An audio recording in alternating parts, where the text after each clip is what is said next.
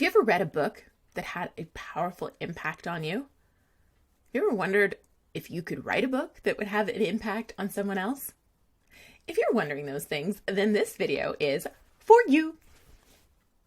Hey there, I'm Julie the Book Broad with Book Launchers. We're your professional self-publishing services team helping you write, publish, and promote a nonfiction book that will help you grow your brand, build your business, and make you money. The best part?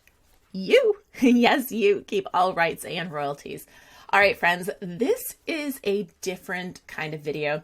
I'm prepping for a talk that I'm giving, and I thought, you know what? I think my YouTube friends may enjoy this subject as well. So pull out a pen, pull out a piece of paper, and kick back because I'm going to share what to do to write a book that will sell.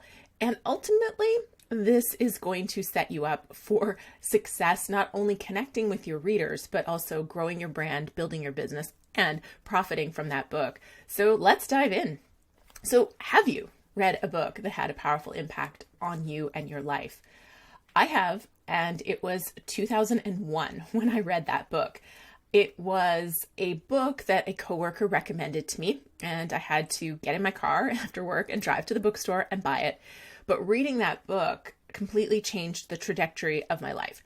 At the time, I was working for Kimberly-Clark Canada, selling Huggies and Kotex and Kleenex and having a blast. It was a really, really fun first job out of university. But I also realized it was going to be a long life of working for somebody else. And this book kind of set me free. It gave me a plan that I could use to create what I called Freedom 35. And the book is one that you probably have read. You certainly have heard of. It's Rich Dad, Poor Dad by Robert Kiyosaki. We're going to come back and chat about this one very briefly later on. But while we're here, take a quick look at that subtitle, What the Rich Teach Their Kids About Money That the Poor and Middle Class Do Not.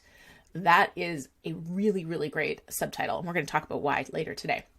But this book at the time, like I said, I was working in a job and I realized I needed to get my money working hard for me. And as a result of this book, I actually took money that I had been saving for an MBA and I put it into my first 2 investment properties. And from there, I just kept going, buying a house or 2 every year until 2008, when I quit my job and actually went full-time as a real estate investor and started a training and education company. And then shortly after, started buying a house every month. So this book was the reason that I started down that path. And ultimately, it led to the second most impactful book of my life, which was a book I wrote. And interestingly, it's also a book that a lot of publishers and really smart mentors told me wouldn't sell because they thought it was too general of a real estate book. And I actually ended up in talks with Wiley. They had approached me and I told them about my book idea, all excited. And they said, no, we don't need another general real estate book, but we have an idea. And we went back and forth on a book proposal on the idea they gave me for 3 months. And it was all refined and ready. And I thought the next step was a book deal. But instead, they rejected me. So first they rejected my idea, and now they rejected me, saying I didn't have a strong enough platform to sell books. So their marketing department didn't want to do a deal with me.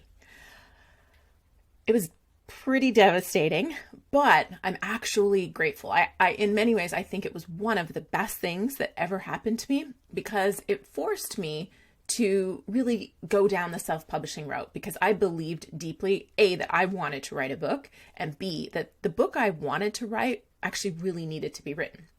So I self-published. But because of that rejection, I didn't just self-publish. I wanted to do it better than if Wiley had worked with me. And so I self-published and took that book, the book by the author, Wiley didn't think would sell enough books to get a deal. I took it to #1 overall on Amazon. So you can see #1 in books as a print book. And I outsold Dan Brown and The Game of Thrones. And it was in the top 100 books sold on Amazon for 45 days.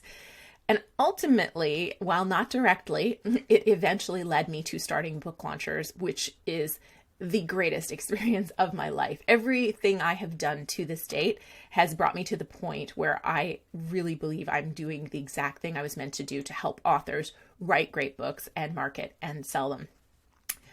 So I want to help you today in the time that we have to really set yourself up for success when you do that. Because if you remember my story, I said Wiley didn't think I had a strong enough platform to write books. So before they even gave me a book deal, they were evaluating how they were going to market this book, how I was going to market this book, how many books they thought would sell. The challenge for a lot of self-publishing authors is they write the book and then try to figure out how to sell it. Whereas traditionally published authors, they're only getting a deal if the publisher sees how it's going to sell.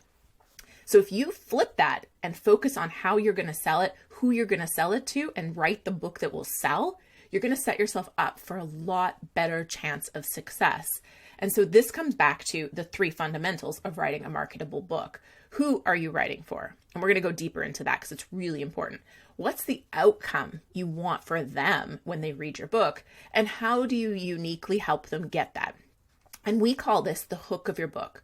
So your book has to have that single sentence that compels that ideal reader to check out your book and to ultimately buy it because they see clearly that the book is for them and that there's going to be a very clear outcome for this. The challenge with a lot of books is they write the book to inspire others. And there's a lot of inspiration out there. You need to be so much more specific than it's going to inspire. Who is it going to inspire and what is it going to inspire them to do, to feel, to have, to change in their life? It's really important to take that a little bit further because you're not Tony Robbins yet. You need to develop this hook so that you can sell books and grow from there. So let's talk about who is your reader. This is my number 1 point for you today. And your reader is not a demographic. So one of the things I hear all the time is my reader is women between the ages of 35 and 50. That's not your reader. And your reader absolutely is not everyone. I know you probably think everyone needs inspiration. But again, if you really dive in and figure out what are you inspiring in their lives, what are you inspiring them to do, then you're going to see that there's actually a subset of the population. And one of the examples I always give to illustrate this is we all need doctors at some point in our lives, but we all pursue that care in different ways. We're looking for different approaches. Some people want naturopaths. Some people want specialists. Some people want someone who has great bedside manner. Some people want the best. So you have to narrow it down and figure out who your person is. And ultimately, the way I often position this for people is what problem do they have and how have they already tried to solve it that hasn't worked? You can also look at it from another perspective, which is how I looked at my book when I was looking at who would help me market it, because I didn't have, I had 10,000 people on my newsletter list, but I didn't have a platform that would take me to number 1 on Amazon. But I wrote a book that mortgage brokers would want their clients to have, that realtors would want their clients to have, real estate clubs that focus on real estate investors, they would want their audience to have this and know about this book. And so if you can figure out where are the people hanging out to try to get answers, to try to get support right now, then you can start to visualize what they're already trying to do and how you're going to be a little different in helping them. Here's 2 examples of clear audiences and the power of that. So Pat Watson, this book, Tactical Lockpicking, a Systemized Approach for Responding to Locked Obstacles During Emergencies.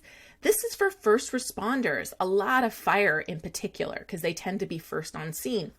And they might have to bust down a door normally, but if they know how to pick a lock fast, they can not damage a property and still save lives.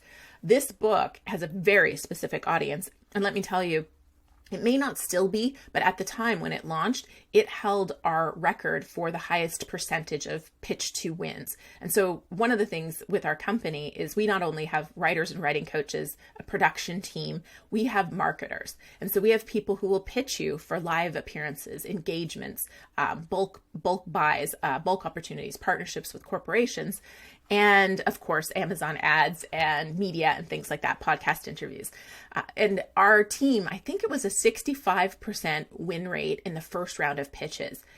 Normally it takes us a little while. We're 25%, 30% win rate on most clients. It takes us a little while to figure out the angles that work, but this had such a clear audience and need match that it was such an easy pitch, an easy sell. People were saying yes. He even got a paid gig right out of the hop. So it was pretty awesome. Protecting the Peg, how stock market trends reveal the way to grow and preserve your wealth. That subtitle tells you exactly who this is for. This is not beginners. This is people who have wealth. They want to grow and preserve it. Very strong subtitle. That is the hook of this book. And it really clearly tells you who the reader is. It's not anybody with money that needs to invest. It is the people that have money and they want to grow and preserve it. The other thing to look at is your unique solution. And everybody has a unique approach. There probably is already a book that's been written on your subject, but you've got your story, your lens. So you have a unique way of looking at this. Now, what you want to do is focus on your reader when you tell your story. You want to focus on your reader when you give answers and solutions and tips. And it's really your reader is the center, and your outcome for the reader, your perspective, how they achieve that outcome, and your stories are what get you there. Now, if you're struggling to figure out what you may think or say or offer that is different, one thing I often offer people is to think about something in their industry that is kind of a commonly held belief that you don't agree with. One example from my real estate days is that a lot of people thought more properties was better. And in fact, there was groups and associations that gave pins out when you hit a certain number of properties, celebrating the number. In fact, my perspective is you're better off to have 2 or 3 high quality properties than 20 mediocre to crappy ones, because those 20 are really going to cause you more stress, and they won't grow in value as much as those 3 or 4. So that was my perspective. I also took a few more kind of swings at the industry in talking about passive income and some of the other commonly held beliefs of real estate. So what is something in your industry that makes you mad, that you think is wrong, that you've seen go wrong, and how can you bring that into your book? That can really develop your hook and your positioning for your marketing too. Here's some questions if you're still kind of struggling with that. You can take a screenshot, quickly write them down. I recommend a screenshot because I'm going to move past this screen pretty fast. But these are questions that will help you figure out what you have to offer that's a little unique and that you really ultimately need to share with the audience for your book to be interesting. We're all about #NoBoringBooks at Book Launchers, so we definitely want you to write an interesting book. But it's really trying to find that interesting hook angle for you. I brought up Martha's book partly because I absolutely adore this cover, but also her approach is different. This is not another keto book, and this is not just another cancer book. In fact, she's not telling you how to beat cancer. She's really telling you how to get through chemo. And she's doing that from a nutritionist, registered dietitian's perspective, and really teaching you what worked for her and her husband and many other people that she's worked with. So it's using a ketogenic diet, therapeutic fasting, and a kick-ass attitude to power through cancer. So that really tells you her unique spin on 2 topics that are already covered quite widely, but her book takes a very specific approach for a very specific outcome.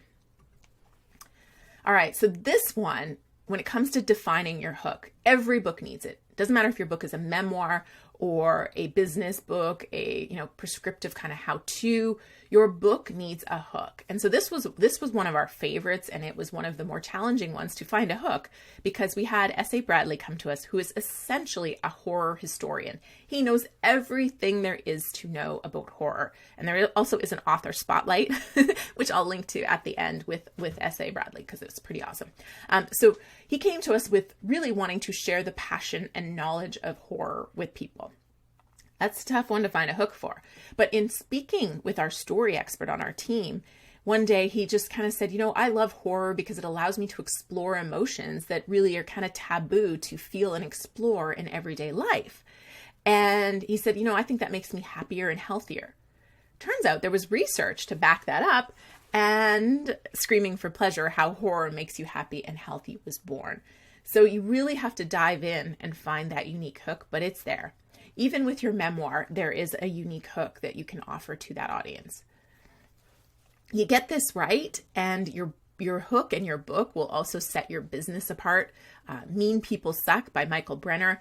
He wanted this color, and he was right. It stands out, and he has used it in swag. That's him on a television interview. He's wearing it. It stands out.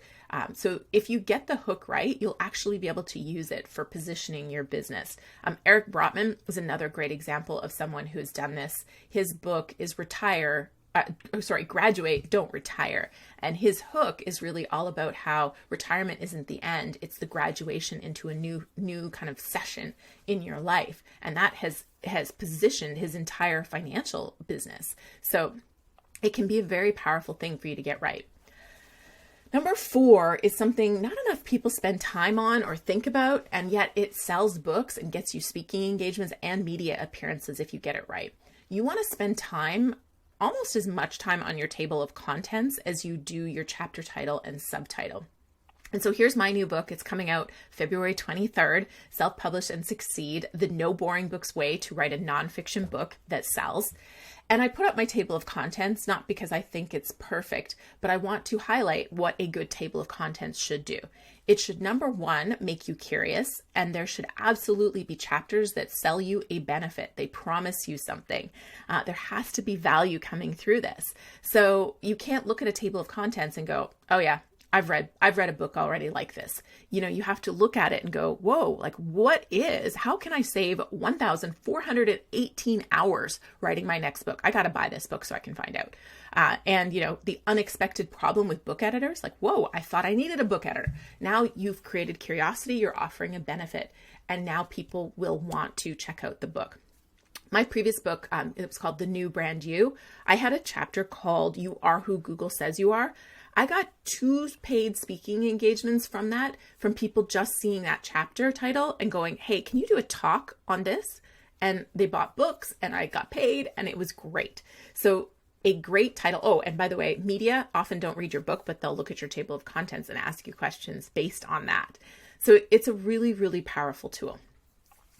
Title, subtitle. Your cover, your title, your subtitle are going to or not going to sell your book. So set it up for success. And if you have done a good job of developing your hook and you know your reader, then you're in a much better position. This is kind of my checklist of what I recommend for titles and subtitles. This is not the rule. There's always exceptions. And as soon as I tell you 3 words or less, you're going to say, well, what about How to Win Friends and Influence People? The Subtle Art of Not Giving an F. Those are examples, of course, of books that have sold incredibly well and have longer titles. But generally speaking, you need a short 3-word or less title that is memorable, easy to say, speaks to your reader, and I say works with search engines because I would like you to have the dominance in that title. You can have a book title can have the same title as another book. You can't copyright them.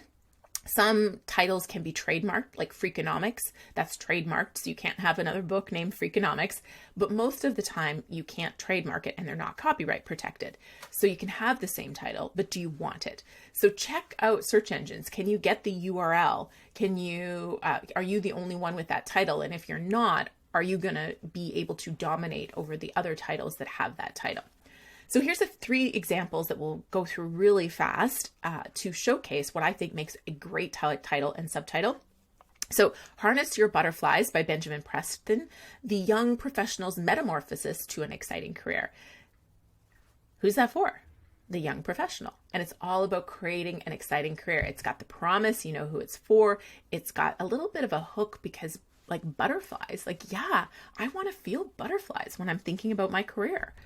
We talked about protecting the pig already, and that title subtitle, I just wanted to put it up here again because protecting the pig is it's got that alliteration, which is really strong. It's memorable. It's easy to say. You can spell it. And then of course the subtitle speaks to who it's for. One more, Killers Keep Secrets. So this book, we also do keyword research, by the way, for Google as well as for Amazon. And we want your subtitle to have keywords in it. Killers Keep Secrets doesn't have the keyword in it that we wanted, but the book is about the brother-in-law's life with the Golden State Killer, basically having a really famous serial killer in his family. What was that like? He didn't know. How could you not know? That kind of a story. So it's not about the Golden State Killer. It's about the brother-in-law. So we didn't want the Golden State Killer to be front and center. However, Golden State Killer was the key word we absolutely had to hit. So Killers Keep Secrets, the Golden State Killer's other life was born. All right. Not enough time to cover everything you need to know. This workbook will help you. So go to booklaunchers.com/7 steps and download this workbook to help you write that book. Get a plan in place. It's a lot of steps before you even start writing a single chapter. Great books change lives. Who will you impact with yours? I can't wait to see. Please, let's chat about this in the comments below. I'm going to post to the video with S.A. Bradley right here. And then, of course, over here, we'll do the latest and greatest from the channel. All right, if this is your first time watching one of my YouTube videos, this is totally different. All my YouTube besties know I have not done this before. So what do you think? Should I do a few more of these when I'm giving talks over the next year? All right, go ahead, post about it in the comments below, and I will see you next Tuesday or Friday.